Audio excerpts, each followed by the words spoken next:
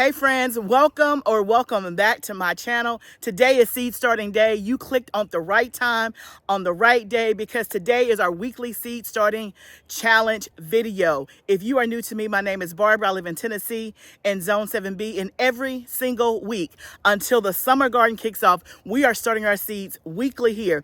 Right now, it is 10 weeks before my last frost date in Zone 7. And so in this video, you're gonna see what I'm planting or starting the seeds at 10 weeks before the last frost date. So that way you know what to start when it's 10 weeks before your last frost date, and so forth and so on. So I'm so glad. This is one of my favorite videos of the week because y'all, we kicked it off last week. So if you missed last week's video, we talked about 11 weeks before the last frost date, and we started our seeds that you start at 11 and 12 weeks before the last frost date. This week, it is 10 weeks before the last frost date. So if you're new to the challenge or new to my channel, let me briefly explain what this is all about. And so one of the things when it comes to seed starting, timing matters. You don't want to pick a day and like, I got time today, and so all of your seeds for your whole summer garden on one day. No, timing matters. And every seed has, or every crop, vegetable, herb, flower, whatever you're growing, has a specific time frame that those seeds need to be started indoors. So if you're starting seeds indoors, you want to make sure that you have the right timing. And so typically I start 12 weeks before my last frost day, and I sow seeds every single week until it's time to put them in the garden. And so that's what the challenge is all about, because I'm challenging you to do the exact same thing. If you want to join the challenge, if you missed it last week, you can still join the challenge. If you're like, look, I don't even know what you're talking about, but I want to join, you can join the challenge. Just say join into the challenge down below. That means you're going to start seeds every single week, and you're going to follow along with me. Now, you may say, well, Barbara, I'm not in your zone. That's okay. It doesn't matter. The concept is knowing what to start and when. So first thing is to know your estimated last frost date. Knowing your estimated last frost date is the first thing that you need to know. So if you don't know that, you can just Google it and say, what's my last frost date for zip code, blah, blah, blah, blah. It will tell you exactly. For me in Zone 7, my estimated last frost date is April the 20th. That means come April the 20th, there is a great likelihood that all the frost would have been passed, and that means I can plant my seeds out to start my summer garden. But remember, it is an estimate. So you definitely need to watch the 10-day forecast when it gets close to your estimated last frost date. But once you know your estimated last frost date, then you just count backwards, right? And so for me, I am right at 10 weeks before my last frost date, right here in the second week of February. Now, you may be in a zone where you're already 8 weeks before your last frost date. That is okay. If you're just tuning in, or if you're just starting seeds, then you can still catch up. Or if you've already caught up, then you may be ahead of me. But you can check yourself and say, okay, did I start that at 11 weeks? Did I start that at 10 weeks? And make sure that you're on pace. You also may be in a zone that is behind me. So you may be at 12 weeks and I'm at 10 weeks. You can still do the challenge, okay? It's all about starting your seeds every week at the appropriate time. So today is 10 weeks before the last frost date. Y'all, it's a beautiful day today. It is 70 degrees here in Tennessee. And I say that because I know that some of you are not experiencing this kind of weather. Even like my close neighbors in Kentucky, you guys are still under a lot of snow. There is a person that I follow on Instagram who is in Kentucky, and her kids have been out of school for 2 weeks.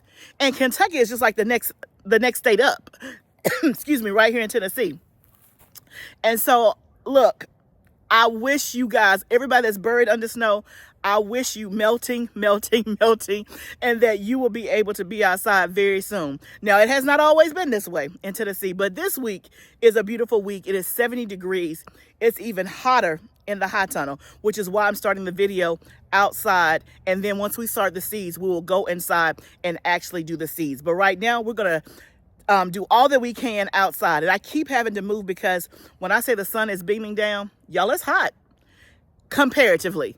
Now, let's talk about what we started just last week. So if you want to catch up, let's talk about the things. If you are at 10 weeks and above, 9, 8, things like that, then here's what you should have already started, or here are what your options are. So last week in the last week's video, we started dill, thyme, oregano, lavender, and eucalyptus, right? Those are the 5 things that we started personally. Now, also, let me go over some other things that I didn't start, but that are still appropriate to start at 11 or 12 weeks ahead of the last frost day. So just because I didn't start it doesn't mean that it can't be started. It's just because I chose not to start it, or I don't want to have it in my seed starting setup. So let's talk about what those things are. So these are the things that at 11 or 12 weeks, you should have already started if you've hit those marks. So in addition to what I've already stated about what I started, parsley is also another one that you would start at 12 or 11 weeks before your last frost date. Dill is also one that I think I talked about. Dill, lavender, eucalyptus, oregano, thyme, rosemary, and parsley. All of those herbs take quite a bit of time to grow, which is why you start those now at 11 and 12 weeks ahead of your last frost day. But keep in mind, things like sage and basil are much, much farther on. So you don't do all your herbs at this time, just those specific herbs that are specified for that time period and that take a longer time to grow. Now you may say, okay, well, Barbara, I'm at 10 weeks and I didn't start any of those things, but I do want some of those things. You can still start now. There is usually a range of time that you can start your seeds.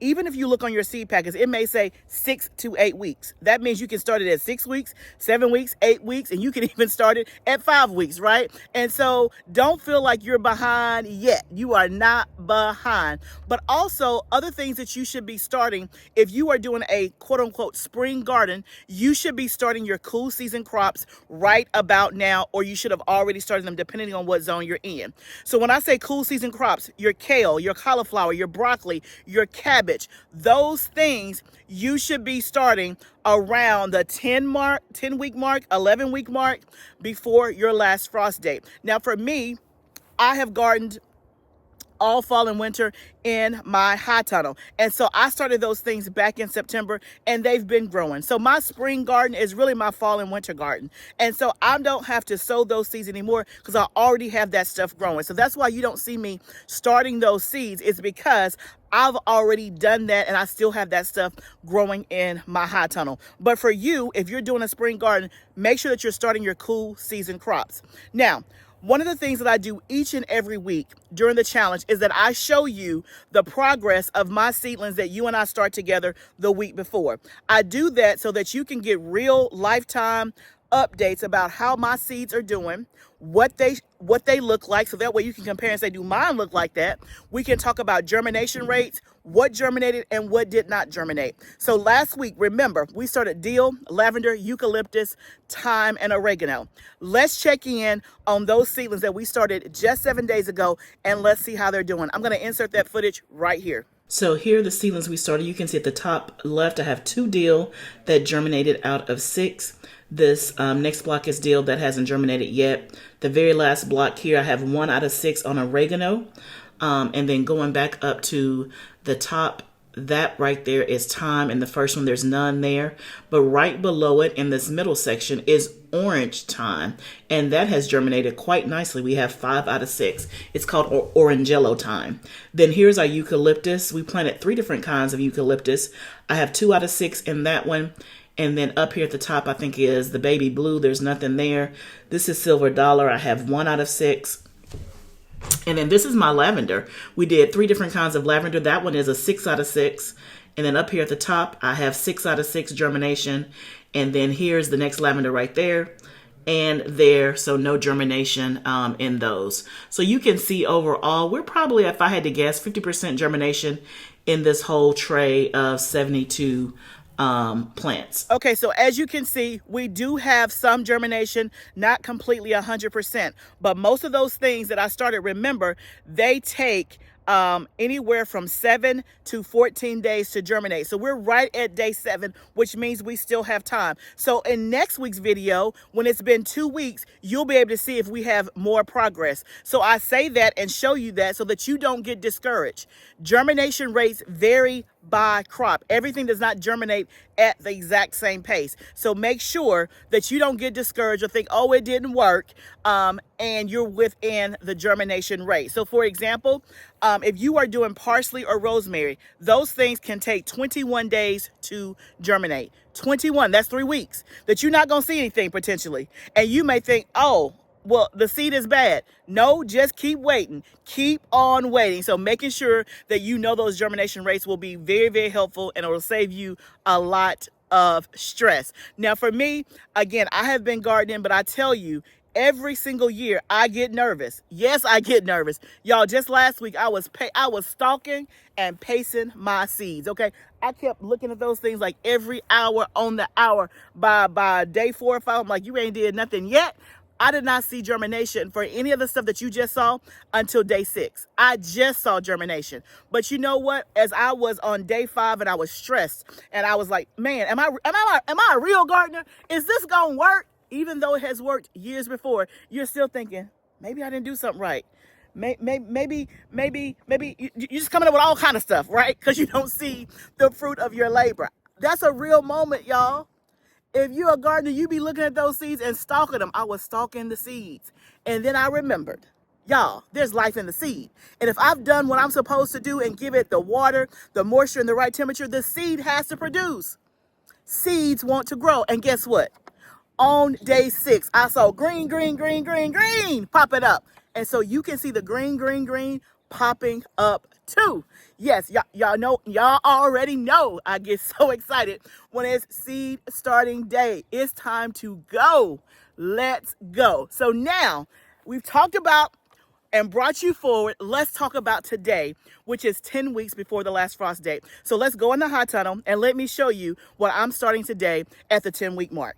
But today I'm starting 6 things at my 10-week mark. And so let me show you what I'm going to be starting. Well, let me tell you first. I'm going to be starting lettuce, coleus, which is a flower, cilantro, obviously, which is an herb, celery, petunias, and snapdragons. So I'm starting 6 things today. And I will show you the different varieties that I'm going to start. Now, let me tell you what else you can be starting around this time. Just because I'm not starting it doesn't mean that you can't start it. So let me kind of give you a couple additional things that you can be starting at weeks 10 weeks before your last frost date. Onions. So if you're starting your own onion slips, this is a perfect time to start if you haven't already started. Now for me, I do my onion slips from Dixondale Farms. That's the way I've always done it. I always say I'm going to try to start some onions, and I did do it for the fall and winter just to test it out. But to be honest, I don't even know. I hadn't even looked at them. I don't even know what they're doing. But I just always get mine from Dixondale Farms. And it's so funny because I got a notification today that my onion slips are being shipped out this week. So for me, I'm already checked off on that. But if you want to start your own onion slips, then you can go ahead and do that now for like a spring harvest. But if you wanted to put them out in the next couple of weeks, you should have already started them way back then, okay, like in January. The other thing that you could be doing today is echinacea. I'm not going to do echinacea. I'm still debating on whether or not I'm going to do it at all. But if so, I will do it next week at the 9-week mark. Again, because I am starting so many seeds, when there is a range, I like, 10 to 8 to 10, that I am picking and choosing what's at 8, 9, and 10 so that I can space my things out, as well as make sure that I have space in my house. So I'm not doing everything at one time. But echinacea is also one that you can do at 10 weeks before your last frost date. So I'm trying to think, is there anything else? Nothing else. We talked about the cool season. Now, when it comes to direct sowing, not starting seeds, but if you wanted to direct sow some things this week, then you could be doing your sugar snap peas, your carrots, and your radishes, and probably beets as well. So for me, I'll be doing carrots probably later on this week, but today we're just focusing on the seed starting. So let me kind of show you the varieties that I'm doing of those 6 things. So for lettuce, I am doing a salad bowl blend mix, a butter crunch, and then a little gem. I can't find my other one, but these are from Vego Garden. I've never done their seeds before. This was complimentary because I'm an affiliate for Vego Garden, so I figured I would try them out. They do have the germination rate on the back of their packet. I always like to see that. And so it's 91% and 97%. That means these things are going to grow. They're going to grow. So those are the lettuces that I'm doing. When it comes to coleus, coleus is a flower that I did not know that I love, but I love it. One of you viewers sent me coleus seeds 2 years ago. I tried it and I fell in love with it. And so now I do them every single year. But I'm trying 2 new varieties this year. Coloca Sunset. I think that is so pretty. And then I'm doing Coloca Red. I think that is pretty as well. So those are the 2 varieties that I'm going to sow today. When it comes to celery, I am doing Tango, which is a variety I've not done before. Last year I did Utah Tall. It did well. But this is Tango from Johnny's. The germination rate is 98%. Love to see it. So we are going to try the Tango variety. Let me know if you've done the Tango before. Then we're doing cilantro. Cilantro is a cool season crop. A lot of people try to do it in the summer because they think, okay, it's going to go with my salsa, my peppers, my tomatoes, my onions. But cilantro loves cool weather, not hot weather. So you'll notice if you plant it later in the season and it starts to get warm in your area, it starts to bolt. That's the reason why. It's because it's cool season. So this is the perfect time of the year to do your cilantro. I have a new one. I don't know that I like the way that looks. Confetti cilantro. I did a cilantro from row 7 2 years ago that had a similar texture, and I didn't like it. It tasted like cilantro, but the texture was real like wispy, and I didn't like that. I like the traditional cilantro. So let me see if I got a traditional one in here. I do. I have some Calypso. Oh, this is one I've never done before. Let's try. Maybe we'll try this one. This is from Johnny's. It's called Merino. That's last year's seeds with the germination rate 98%. I may try that. Let's see what else I got. Here's a Moroccan cilantro. So I'll try some of these. That's from Botanical Interest. So I think I'll do Moroccan and we'll do Merino. Let me know if anybody's done this before. See how you like it. But on the picture, I'm like, that looks wispy. I don't know if I want that. I don't know if I want that. So we'll put that to the side. Next, we're going to do petunias. I did petunias from seed for the very first time last year, and it was a huge success. I sold a lot of petunias because I sell some seed starts that I have extra of, but then I had plenty of petunias in my GREENSTALK, in my garden. It was absolutely amazing. So I have 2 kinds. This is Super Bissima Giant Rose. I think that's pretty. And then this is Greetings from Jamomir. I don't know who Jamomir is, but he says greetings, okay? So yeah, we'll try. I don't like that one as much. I may just do these. We'll see how many seeds are in here. I may just do these. It's 75 seeds minimum in here, so we'll see. Let's see what the description says. It says, gargantuan, lavender to rose-colored blooms with deeply ruffled edges will have you wondering if this is actually a petunia. Yeah, because it don't look like one. Blooms reach almost 7 inches across and are sweetly scented. This mammoth edible petunia looks stunning in any garden. Okay, we're going to try it. We are going to try it. Let me see what the other one says. Let's see what Jamomir is talking about. This says it has an outstanding mix of frilled, double bicolored blooms in bubblegum pink and white. Plants stand over a foot tall and are smothered in highly decorative heads. Pollinators can't seem to get enough of this variety. Y'all, let's try it. Let's greet Jamomir. Let's greet him, okay? Let's try Jamomir. And, okay, now the wind wants to blow.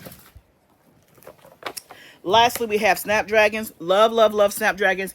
You guys know that I do Snapdragons a lot in the fall and let them overwinter, which I actually did do some of those. So I don't know that I'm going to do a lot of Snapdragons because I do have Snapdragons that I overwintered. And I have some of them that are still alive. So let's see.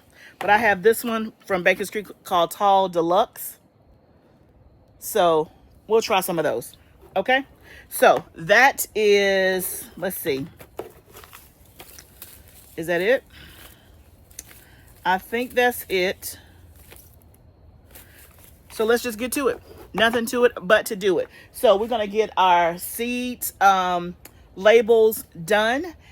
We have our trays already full of soil. We just need to moisten the soil. So let's get our labels ready, figure out how many we're going to do of each one, and then we're going to sow our seeds. Y'all, I was excited to start my seeds last week for the first time for the summer garden. But this week, I was even more excited. And I think the weather had something to do with it. It actually felt like a summer garden was in reach just because it was so warm today. Last week when I was in the hot tunnel doing the seeds, it was warm in the hot tunnel, but it wasn't necessarily warm outside. It was like, I think low 60s. Or maybe like 58 or so. So it's almost like a 15-degree difference today. And so when I walked outside, it's like the summer garden is within reach. Like it is on the way. And it has not been feeling that way. So that just made me even more excited. And y'all, I want to, one of the things that I often think about to kind of help me realize the importance of this work, because there's some weeks I'm not excited about starting seeds. You get me down to like 4 weeks ahead of time. Before the last frost, and when my house is covered and I have no more room, I'm like, oh my goodness, I'm ready to get these seeds out of my house. But one thing I have to remember is that, y'all, we are actually growing our groceries. That's what we're doing. And I think when you think about it that way, it takes on a whole new meaning. We're starting seeds, and yes, some of it could be because it's a hobby and we like it and it's cheaper and all the things, and all those things matter. But don't miss the fact that you're growing your groceries. You may just be doing herbs. You may just be doing peppers and tomatoes, but whatever it is, it's one less thing that you have to buy from the grocery store. It's one more thing that you can share with your neighbor or a family friend. And so I think it's always important to think about the reason why we're doing it and the importance of what we're doing, and just to feel empowered while we're doing it. And I think those moments help when the times are hard, or when the sun is beaming, or when you don't feel like going out to your garden. Just because you're a gardener doesn't mean that you love gardening 24/7, 365 days of the year. It just means that you're dedicated, that you're committed to growing food for your family. So kudos to you on no matter what you're growing this upcoming gardening season. Even if it's just one crop, you are growing your groceries.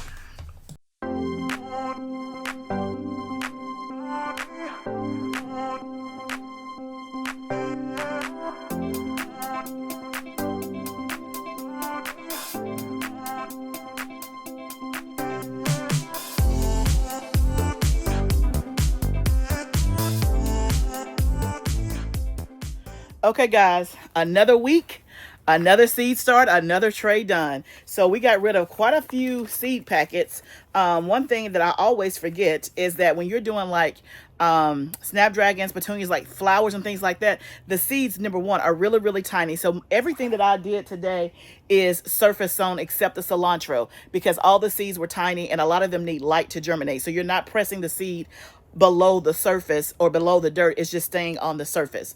But there's only this is one little packet was in the petunia. So I really needed more petunias. I'm gonna try to find me some more at the Dollar Tree. So if you don't know, the Dollar Tree, if you have one close to you, they normally have seeds around this time of the year. I went last week to my local one and they didn't have any. So I'm gonna try again this week. But you can get seed packets like this for $1.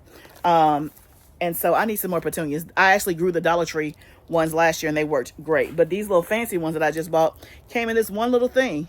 So I really needed one more packet. But got rid of a lot of packets. I always like that because it makes me feel like, girl, you buying seeds, but you using them, right? You can never have too many seeds. So I like when I clear out a seed packet because it just makes me feel like, okay, I am doing what I bought, right? I don't know. That may seem strange to you. But we got all of our seeds done. So we have this whole tray right here. Then we have lettuce and these three. And then we just have one more Snapdragon. The rest of this tray is empty. I'll fill it up when we do our seeds next week. But we have a whole nother tray to add. I moistened the soil again on top. Added some vermiculite. And into the house they will go. So y'all, that is week 10 seed starting, just like that. I hope that your seeds are doing well. If you have questions, put them down below. Share this link with a friend. Subscribe to my channel if you have not subscribed. I want you to be a part of this community, part of this journey, and meet me back here next week for the next week of the seed starting challenge, which will be 9 weeks before my last frost date here in zone 7. Friends, remember, this is all a journey, but let's do it together. I'll see you in the next video, friends. Bye for now.